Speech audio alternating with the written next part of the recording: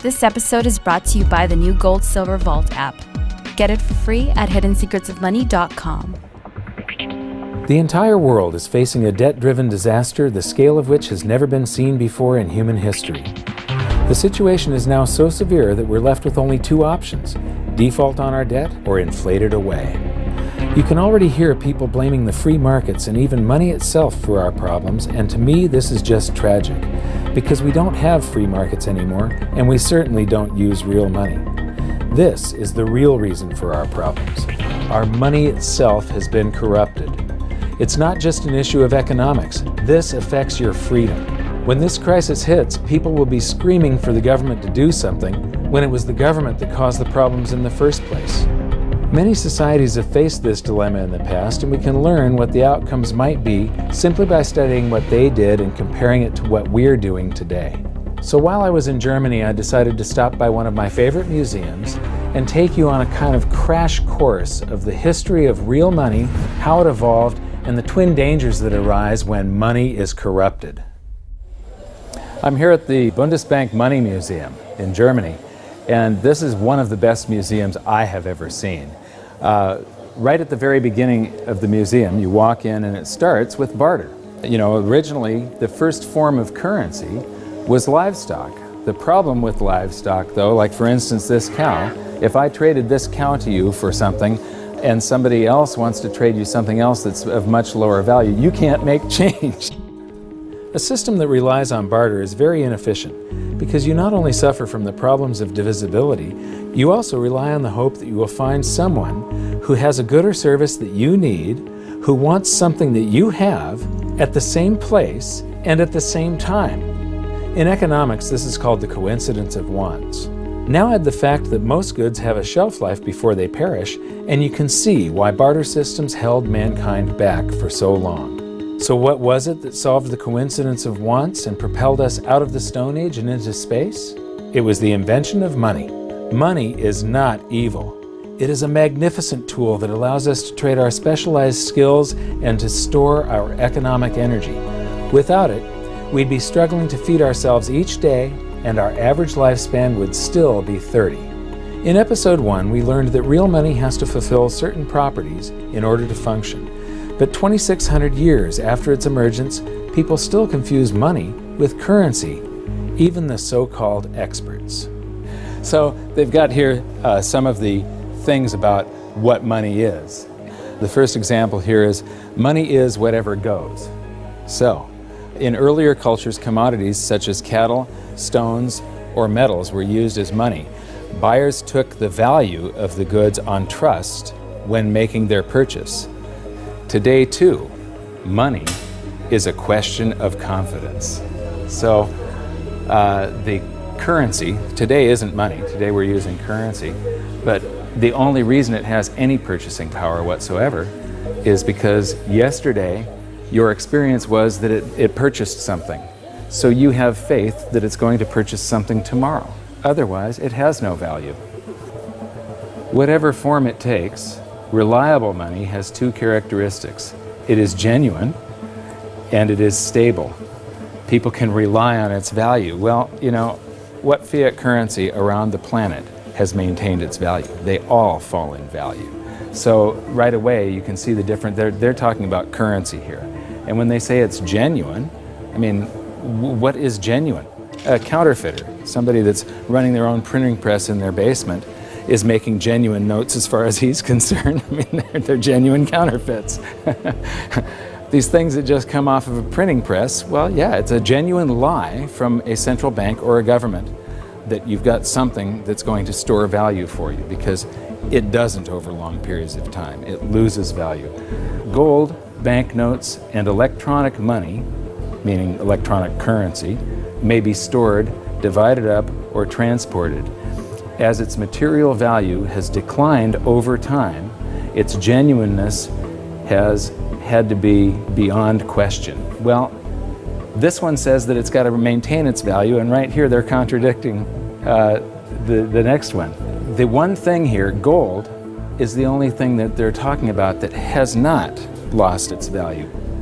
In the past, rare goods were used as money. Today, central banks must ensure that the supply of money is restricted.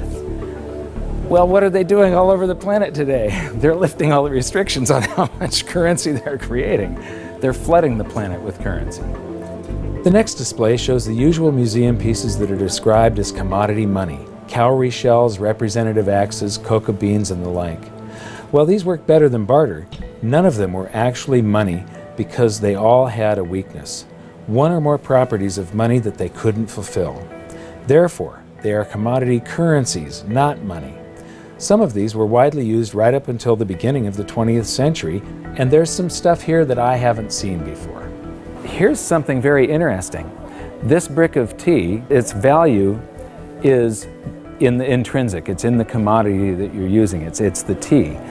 But this one has a certain fungibility to it. Each unit would have the same value, and you can make change. You can snap these things apart into units of 6. It's portable. It's not that heavy. This fulfills quite a few of the functions of money. I would not imagine that it's that durable. It probably doesn't wear that well.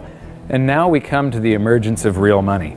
Here we have little pieces of metal, just little pieces that have been broken off of bars or something that was cast, other little blobs of metal that were traded as a currency. You know, they had purchasing power, they had an intrinsic value, but they still weren't fungible, which means interchangeable. Every one of them had a different value. You can see that some of them have a higher silver content, some of them have a higher gold content. These are called electrum. It's a mixture of gold and silver, naturally occurring. What you notice is that this is from the 7th century BC, and then between the 7th and the 6th century, we're talking about somewhere between 680 and 630 BC, the emergence of true money. Here we've got 4 coins. The large one is a 1/3 stater coin, and the other 3 are 1/6 stater coins.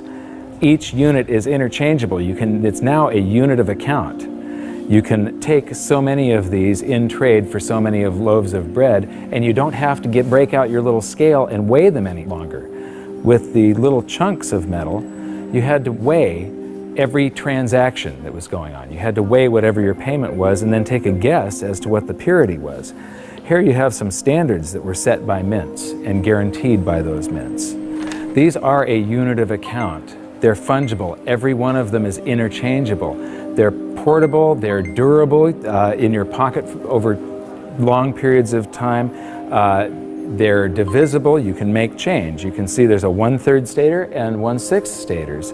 And they're a store of value over long periods of time. These still have purchasing power today, 2,600 years after they were made.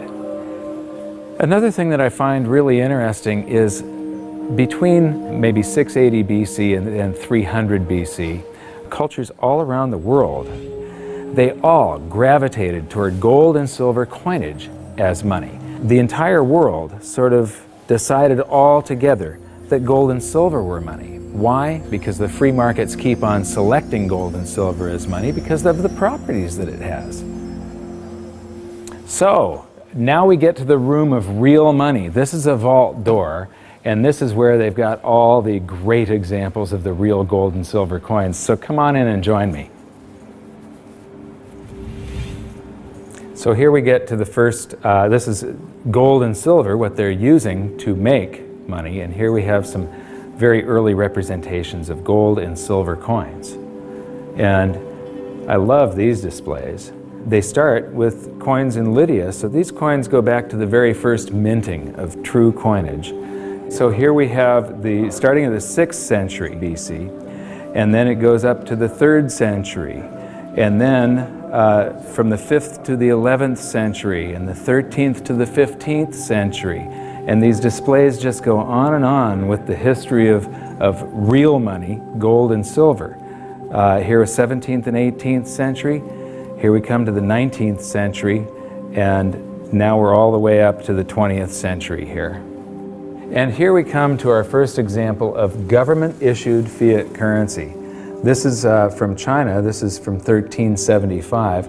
And what's interesting is I have a chart that compares the value of the paper currency in China compared to silver. And there was a hyperinflation of this currency. It wasn't backed by anything. It wasn't backed by taxes. It wasn't backed by anything in the Treasury. They could just print this. And so this went into a hyperinflation because the government was just running its budget by just doing deficit spending by printing. And then I'm going to skip to some of the colonial currency. This is the United States, and each one of these currencies is printed by a different state. We've got Maryland, South Carolina, North Carolina, Connecticut, New York. This one here is particularly interesting. It's printed in the 14th year of the reign of King George III. It's dated March 25th, 1776. So this is just a few months before the Declaration of Independence. It says, "'Tis death to counterfeit." But this was printed just before we started coming out with the continental dollar, which went into a hyperinflation because of pure deficit spending on the Revolutionary War. And so this is the wall where real money gets corrupted. This is where it all turns to paper, which sometimes is backed by something, but it can be a lie. They can print more than they have of the stuff to back it. As we learned in episode 2, one of the first things a country does at the outbreak of war is to suspend redemption rights so that their currency is no longer redeemable in gold. This is exactly what Germany did before World War I.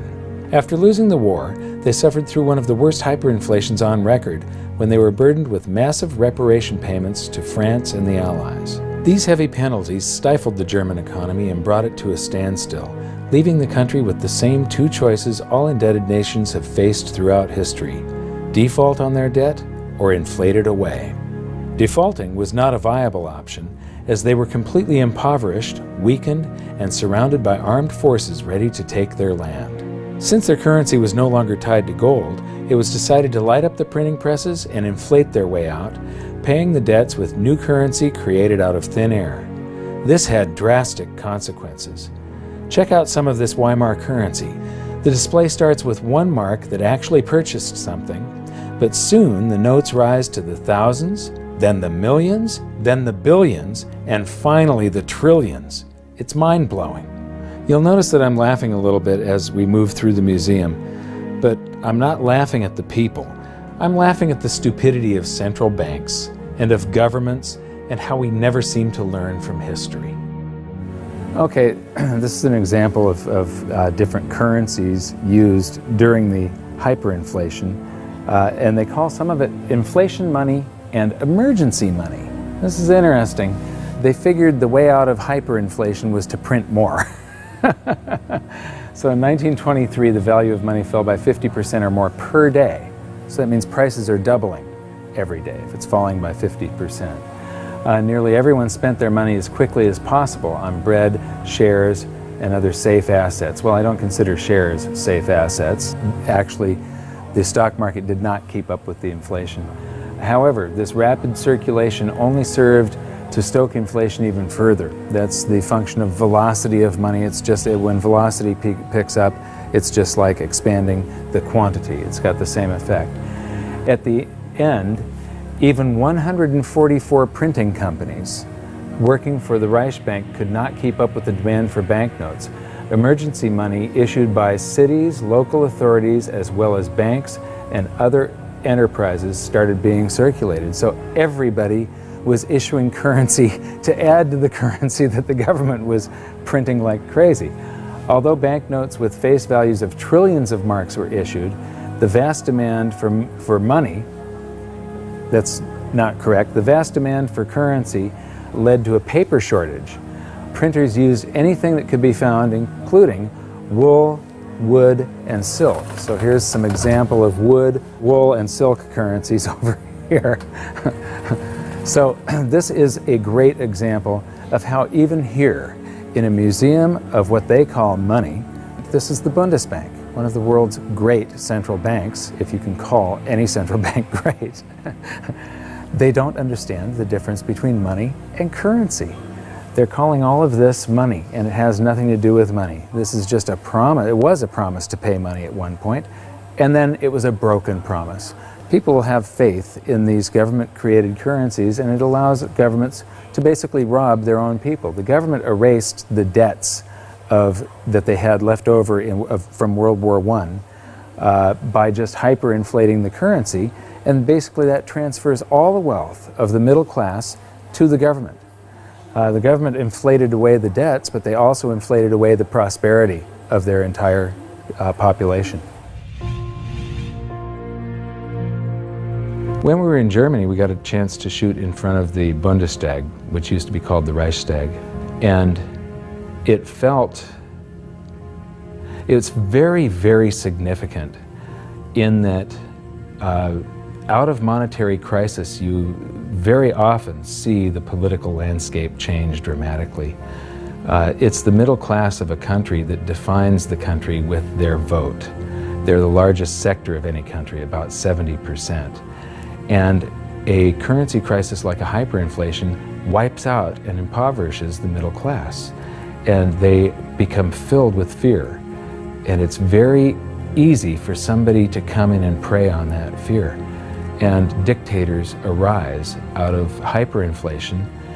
And this is one of my greatest fears as far as the United States goes. I think that we all have to be very, very careful and very watchful for what happens in the future. A few years ago, I was interviewing Congressman Ron Paul, and he said, I think that there's going to be a financial collapse before they come around to thinking seriously about monetary policy. But the real thing we have to worry about is not the loss of our wealth. It's the rise of a dictator. It's the loss of our freedom. And what's interesting is the rise of Hitler.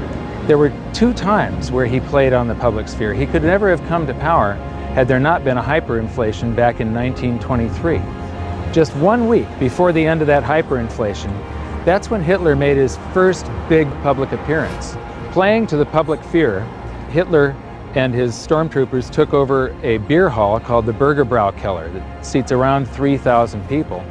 And he took the stage by gunpoint, and to this literally captive audience, he gave the speech that would change the world. Because of the hyperinflation, the audience had been recently impoverished. Their wealth had been stolen by the government running the printing presses.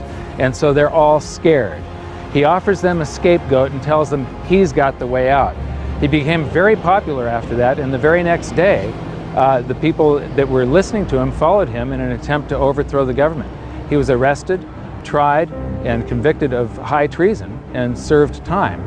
While he was in jail, he was provided with a private secretary, Rudolf Hess, and he actually wrote about half of Mein Kampf while he was serving time. But once the economy started to recover, Hitler lost that leverage, that power. He could no longer play on the fear of the public once the economic situation had changed.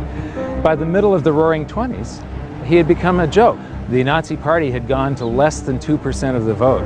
Then along came the Great Depression, and Hitler seized this opportunity again. He was the first politician to actually campaign by aircraft, hitting multiple cities in a single day. And the Nazi Party went from 2% of the vote to the second largest party in Germany. So playing on the public sphere, Hitler was able to take away the rights of Germans. He was able to, all these guaranteed rights in the Weimar Constitution, private property rights, the right to assemble, public assembly, the right to privacy in the mail, the telephone system.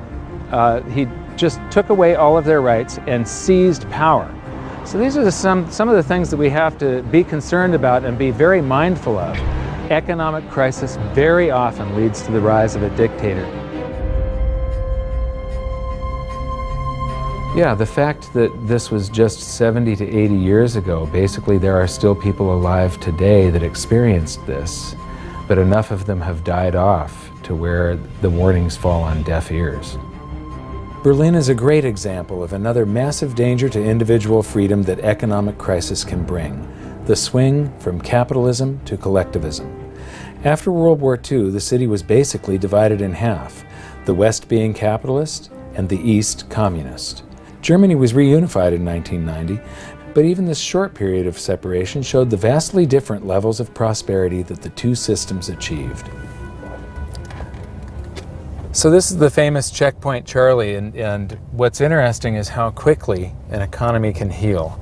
Just 20 years ago, you would have seen a tremendous difference between the East and the West. You'd have one side that has tall buildings and is much more industrialized and new, and then one side that's very old and gray.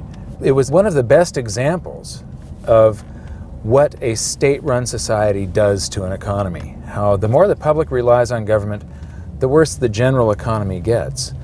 What happens, in capitalism, you have the greatest disparity between the poorest and the richest individuals. And there's a backlash against that. And you see this happen in waves and cycles, this cycle that goes from capitalism to collectivism.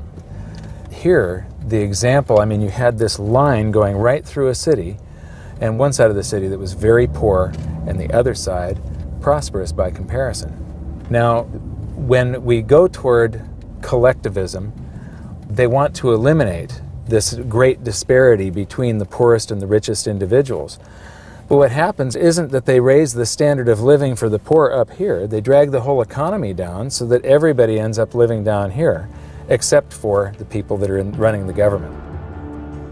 Collectivism is a danger because we've proven time and time again that it doesn't work.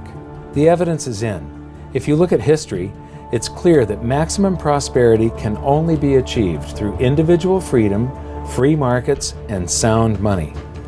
You'd think that we'd learn from history, but I'm going to show you a few more displays from the museum that prove conclusively we haven't. And this is where we are today.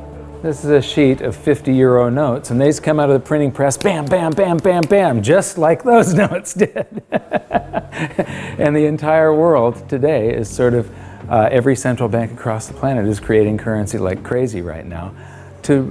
I think we're going into a deflation, so they're trying to stave off deflation right now by printing their way out of it.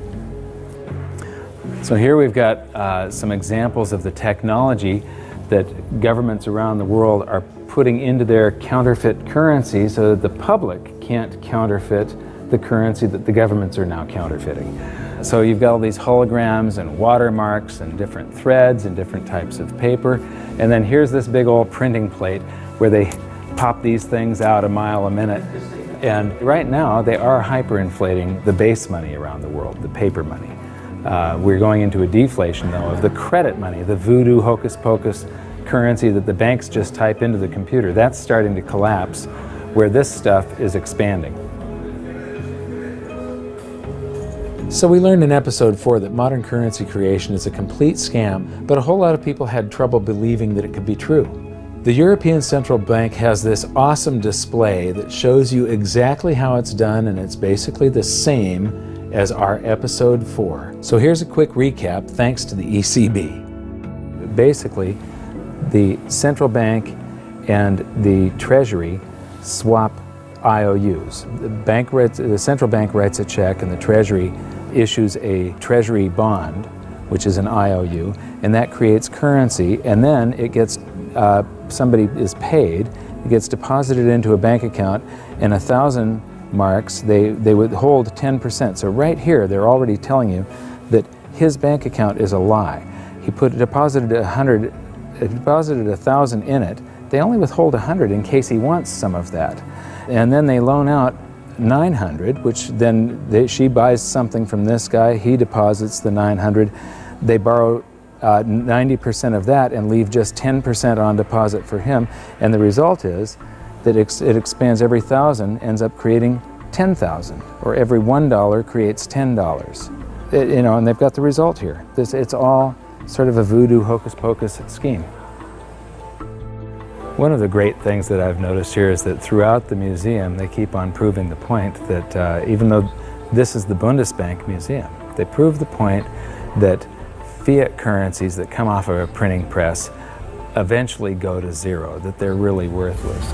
This says the ideal goal of all monetary systems was to ensure that money is trustworthy and kept in short supply. Metal-based currencies restrict the money supply because metal deposits are naturally limited. However, during the Industrial Revolution in the 19th century, the rapidly growing economy needed a means of payment which could adapt flexibly to this growth. Baloney. You can have a fixed currency supply, and when you have economic growth, it means that the currency gains in purchasing power. In the 20th century, uncovered currencies, meaning unbacked currencies, have been the norm. In principle, the money stock could grow unchecked. This is why central banks must ensure that the money stock is in line with economic growth. Yeah, right.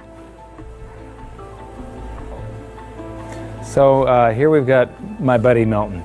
Actually, Milton was sort of a semi-free market economist. He won the Nobel Prize, so he's considered the dean of the Chicago School of Monetary Thought, which are monetarists. They believe that we should have a Federal Reserve and it should expand and contract the currency supply to achieve stable prices.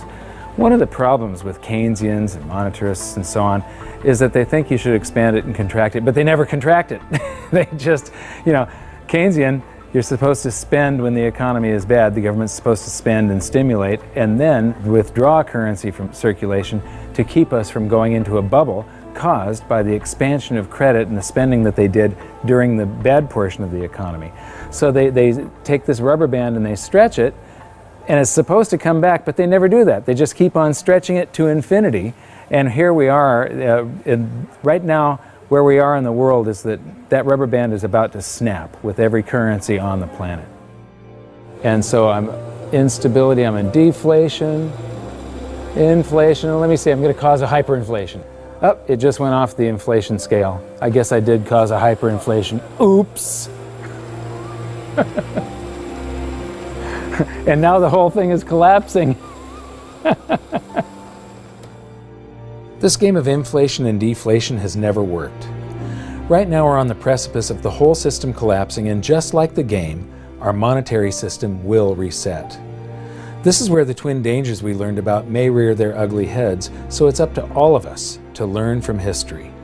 I mentioned earlier that it was the invention of money that allowed humans to prosper and rise out of the Stone Age. But money is only part of the equation. What use is money if you don't have freedom? So what's going to happen? Will we default or inflate our way out of the mess we're in? Since 2005, I've been stating publicly, and I also wrote in my book, that I believe we're headed toward a series of events involving a short-term deflation followed by a big inflation or hyperinflation. If you really want to learn how this inflation might affect you and your family, join me at hiddensecretsofmoney.com for this episode's exclusive presentation. It's a special video that shows where I believe we are on this economic roller coaster of a ride and how I think it'll play out. So for now, what can you do? 1. Share this video on social media and subscribe to our YouTube channel. 2. Educate yourself by watching the rest of this series. And 3. Take action to protect yourself and your family. Learn what you can do at hiddensecretsofmoney.com. I'll see you there.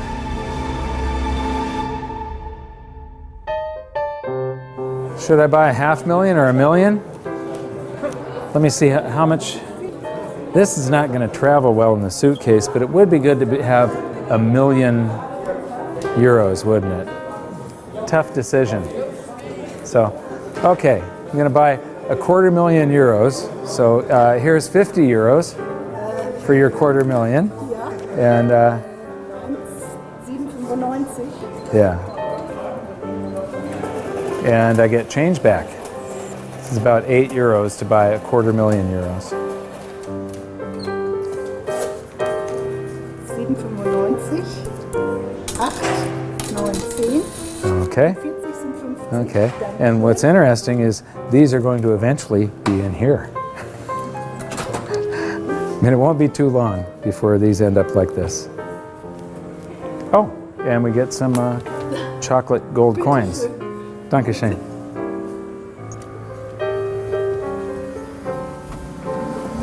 So that's our tour of one of the best monetary museums I've seen so far. But what amazes me is that they still just don't get it. This episode was brought to you by the new Gold Silver Vault app. Get the latest silver and gold prices, news, videos, and track your holdings using the virtual vault feature all in the palm of your hand. Get it for free at hiddensecretsofmoney.com.